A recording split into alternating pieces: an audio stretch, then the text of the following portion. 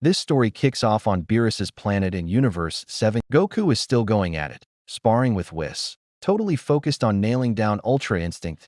He's trying to optimize that technique in every way: power, speed, and endurance.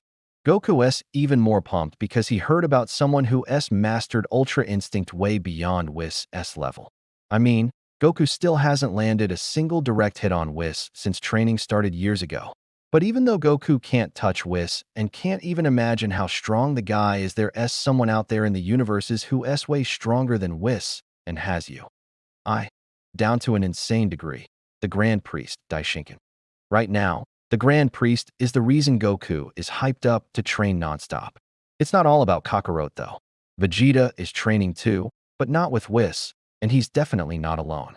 Nope, he's training under the watchful eye of the god of destruction, Beerus. After the Moro arc, Vegeta got straight up beaten, even after his tough training on Yardrat and picking up some powerful new techniques.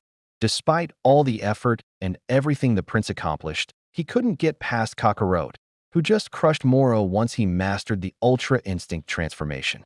Beerus is fighting Vegeta and yelling at him. Make your destroyer ki both angrier and colder at the same time. Vegeta, don't you get it? Vegeta is totally confused by what Beerus just said. Whis stops his training with Goku after hearing Beerus and Vegeta arguing, and tells Goku, "Let's take a quick breather for a couple of seconds." Whis heads over to Beerus and Vegeta and asks, "What's the problem, Lord Beerus?" Beerus replies angrily, "He just doesn't get the training.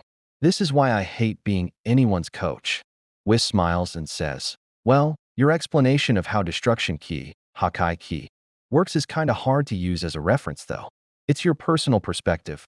Everyone has their own way of seeing it." Beerus snaps back, "Why do I even have to train this guy in the first place? Why did the Grand Priest ask me to do it?"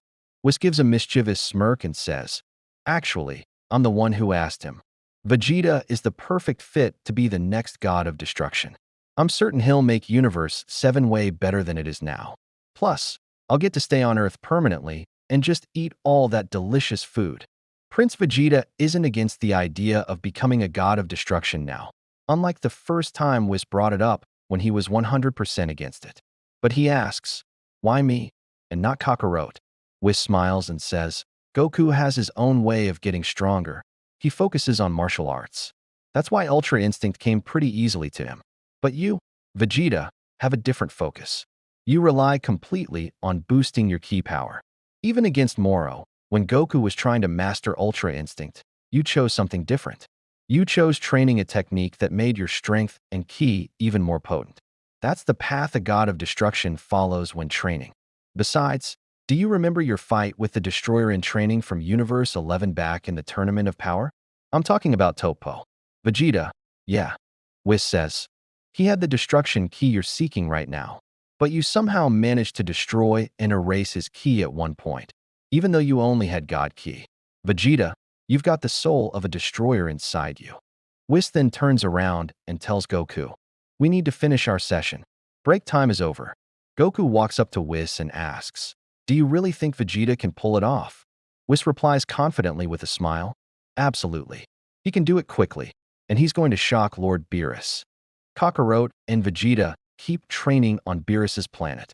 After a few moments, Vegeta is struggling during his session with Beerus, trying to focus his ki based on the moment Whis mentioned, his fight against Topo in the top, where he destroyed the rookie destroyer's ki. Topo attacks Beerus on Vegeta with a kick.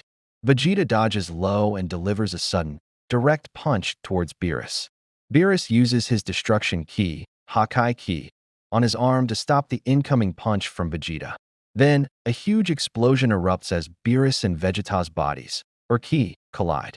Vegeta falls to the ground because of the blast and doesn't understand why Beerus used destruction ki to block his attack. Beerus smiles and says, "You attacked me with destruction ki. That's why I had to defend myself with destruction ki, too. You did it, Vegeta." Vegeta gets totally fired up after hearing Beerus's words. He feels like all his training over the past months wasn't a waste. He says, "Thanks, Lord Beerus.